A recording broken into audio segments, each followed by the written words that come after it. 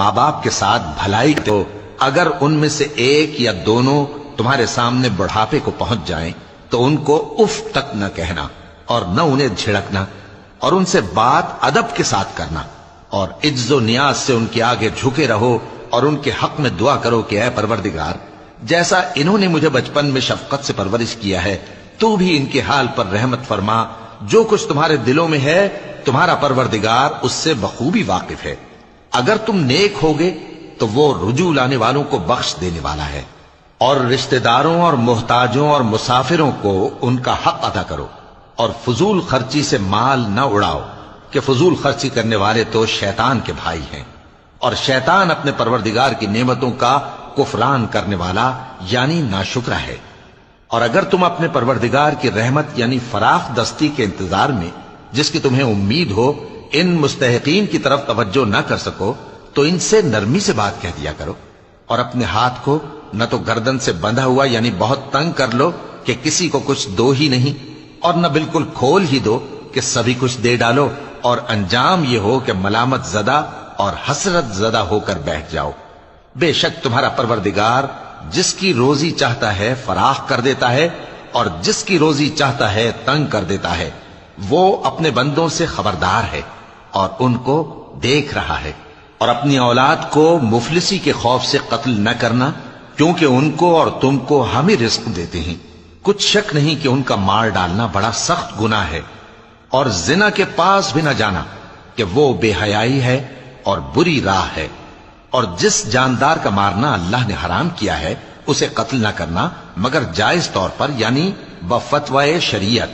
اور جو شخص ظلم سے قتل کیا جائے ہم نے اس کے وارث کو اختیار دیا ہے کہ ظالم قاتل سے بدلہ لے، تو اس کو چاہیے کہ قتل کے قصاص میں زیادتی نہ کرے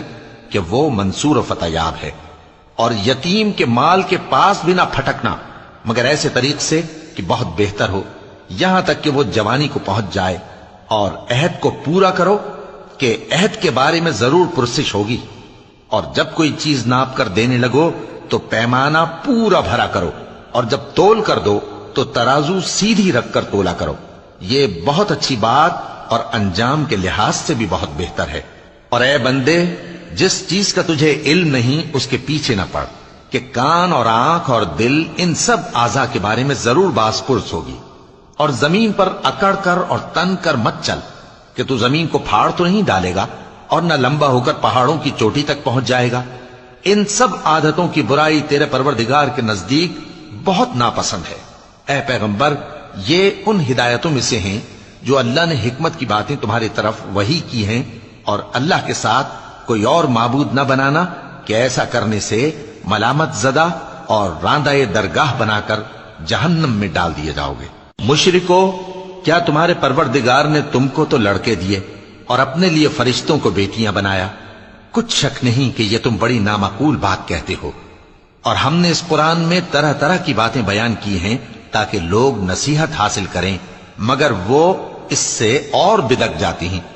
کہہ دو کہ اگر اللہ کے ساتھ اور معبود ہوتے جیسا کہ یہ کہتے ہیں تو وہ ضرور عرش والے کی طرف لڑنے بھیڑنے کے لیے رستہ نکالتے۔ وہ پاک ہے اور جو کچھ یہ بکواس کرتے ہیں اس سے اس کا رتبہ بہت عالی ہے۔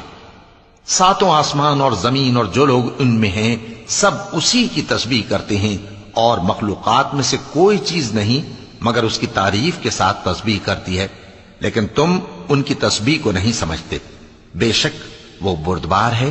غفار ہے۔ اور اے نبی، جب تم قرآن پڑھا کرتے ہو تو ہم تم میں اور ان لوگوں میں جو آخرت پر ایمان نہیں رکھتے چھپا ہوا پردہ یعنی حجاب ڈال دیتے ہیں، اور ان کے دلوں پر بھی پردے ڈال دیتے ہیں کہ اسے سمجھ نہ سکیں، اور ان کے کانوں میں ثقل پیدا کر دیتے ہیں۔